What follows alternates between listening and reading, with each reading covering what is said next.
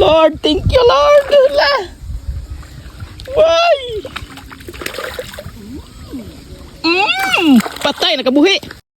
Ninja siguro ng kunuha ang isdang iyon. Kaya pala ang galing niyang mag-switch na maging kahoy. Sa mga oras na ito pagkabira ko nakahuli na dyan ako. Hindi na gumana yung kanyang wooden technique. Nahuli ko na talaga ang ninjang ito. Pero sa kasamaang pala, bigla nang tinira ng shuriken yung aking daliri. Nagkasugat-sugat na hinon yung aking daliri. Pero okay rin layo rin istinai. At dahil natuwa ko sa kanyang ginawa, binalho ko na lang siya sa aking lagayan. At dahan-dahan bigla ako nagulat sa aking isang kawil kasi napakalakas talagang humila. Pero pagkahila ko ay kahoy na naman, kalibay. Bumalik na naman ang ninja na isda. Gumamit na naman ng wooden technique. Kaya sa mga puntong ito ay nagpukus na talaga ako. Nagseryoso na ako at bumira na naman ako dito. At pagkabira ko nadali na doon talaga yung isda nga nagpakahoy-kahoy kanina. Sabi ng isda, hindi ako yung ninja ordinaryong isda lamang po ako. Sabi ko naman, adore ako labot, bisan pagtamarong ka diha, dakpon ka na ako. Sabi naman ng isda, batiag batasan mo oy. At dito badabanday, nakaramdam na naman ako ng malakas sa chakra, kaya hindi na padugdugay, pira na dayon. At pagkabirat pagkabunlot ko, nadali doon talaga yung isda, nasakpan ko talaga siya. Muntik na hapit pa talagang magabuhi at mabuti na lang si Master Godo ay magaling din mag ninja moves. Agad niyang nahuli yung isda na alaga ni Kisame ng Akatsuki. Nangalipay talaga yung mga dagway namin dalawa ni Master Godo sa mga oras sa ito. At pagkalingon ko dito, lumapit sa akin si Master Dirson nga gipamaagog amigas. May isang kamaster rin tayo dito na lumapit kasi manood daw sila sa aking nahuling mga ninja na isda. Lumilipay talaga mayo yung aming mga kadagwayan sa mga oras ito kasi natuwa sila sa aking nahuling mga isda. At pila rin pagbalitok sa mga oras, ito na, nakahuli na naman ako dito ng isang tilapia hers. Pero pagkatingin ko ay hindi pala ninja ang isdang ito. Yung itsura niya ay parang isda sa Roblox kasi parang kwadrado yung kanyang buntot. Pero hindi ko muna siya papasiluin kasi kakaiba yung kanyang itsura. At sa mga puntong ito ay dahan-dahan bigla na naman ako napakaratil og daragan papunta sa aking mga kasama kasi nakahuli rin si Master Godo ng Magikarp. At pagkatingin ko ay Magikarp pa ay kasi hindi pa nag-evolve ng Gyarados. Lumilipay talaga dagway ni Master Godo at pagkalin ko rin kay Master Jason nakahuli po siya ng isda na murag daw kamunggay kadakpon. At dito badabanday, bumalik na ako sa aking pinagpipistuhan at nalingon ko dito yung aso na umiinom ng tubig. At sa mga puntong ito napagalitan na naman ako ng aso. Sabi ng aso, ayo sig video-video na po diha. Sabi ko naman, ay sorry kayo, delito lang nako ni. Sabi ng aso, kadaot ninyo kibisagsanin na lang i-video para maka-reels mo mo na inyo ba. Pakon pagkakalimatok diha. Grabing galit talaga yung aso sa akin. At dito badabanday, nakakaratil na naman ako biglag dagan papunta sa aking kasama kasi nakahuli na naman si Master Jason dito ng malaki-laking gamay na Magikarp. Nakatisngit talaga yung kanyang dagway sa sobrang lipay. At dito badabanday, binalikan ko na naman yung king kawil kasi binunlot na naman ang isda. At pagkabunlot at pagkabira ko dito ay nag-ninja move pa talaga yung isda. Pero naluluya talaga siya kasi malakas yung chakra na ginamit ko. Kaya nahahawakan at nagugunitan ko na talaga siya sa aking mahiwagang kamay. At kakalagay ko pa lang sa aking isang kawil ay inatake agad ng isda kaya binira ko na agad dito. At pagkabira at pagkatanaw ko dito ay sumisiga ng kunti yung aking mata kasi yung malaki-laking gamay na pala na Magikarp yung nahoksit ko.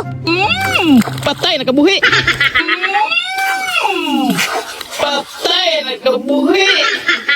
At mabuti na lang pagka-unhook niya ay para pa siya nakuyapan kaya agad-agad kong tinutokbo dito sa aking dalawang kamay para talaga siyang tinamaan ng malakas na Rasengan kasi hindi talaga siya agad nakagalaw. At sa mga oras na ito nakaramdam na talaga ng kalipay yung aking dagway. Hindi ko na talaga mapigil ang magkimbot-kimbot dito sa gilid ng lawa at agad ko rin tumigil baka isipin ng mga tao makakita sa akin nga na ako'y gamay. Kaya bumalik na naman ako sa aking pamimingwit at bumira na naman at pagkabira ko dito nakahuli na po ako dito ng gutsas-gutsas ng mga laking tilapia hers na. At pagkalingon ko dito ay may isang panon ng mga baby duck na dumaraan. Sabi ng isang baby duck, no, agay sa minoy ha, yo sigsupak-supak diha kay mo ala bading teritoryo. Sabi ko naman, mo ba diaya? Okay. At eksaktong pagkadaan ng mga baby duck ay nakahuli na pala yung aking isang kawil. Agad ko talaga inahon dito at ginunitan ko sa aking mahiwagang kamay. At dito badabanday, dahan-dahan bigla na naman akong bumabaklay papunta la Master Godo kasi nakahuli na naman daw siya ng Magikarp. At pagkatingin ko yan, Juday, nakahuli Juday ng Magikarp. Grabing tingsi na naman yung kanang dagway. At dito na naman sa aking kawil ay tumandog na kaya binunlot ko na naman dito. At pagkamulot ko dito at pagkatingin ko ay, grabe kapadyatot ng isda yung nahuli ko. At sabi ng maliit na isda, pakawalan mo ako please kasi estudyante po ako ng kunuha. Gusto ko kasi mag-aral doon niya kasi pangarap ko po maging ninja. Sabi ko naman, kangilngig og pangarap po ni mo lakaw. At dito badabanday, bigla na naman ako napalingon kay Master Godo kasi para siya nakahuli ng malaking big mama. Pero pagkatingin naman dito ay okay pala na nuog yung kanyang nahuli. At sa mga oras ito ay nakapagdesisyon na pala kami na magsipag-uwian na. At ito pala yung nahuli ng Master Godo. Ayos na, magkakasudan na, lumilipay talaga yung kanyang dagway. At ito rin yung mga nahuli ng Master Jason. Nakahuli siya ng medyo malaki-laking gamay ng Magikarp at mga buwarono ng mga isdang mayan. At siyempre hindi rin ako magpapalupig. Ito rin yung mga nahuli ko. Nakahuli talaga ako ngayon ng mga tarong-tarong na isda kasi ginamitan ko ng malakas sa chakra kasi yung mga isda dito ay parang mga ninja. Kaya nilang magpalit anyo maging kahoy. Grabe talaga, nakasayo-sayo talaga ako dito sa gilid ng lawa dahil sobrang kalipay ng aking dagway.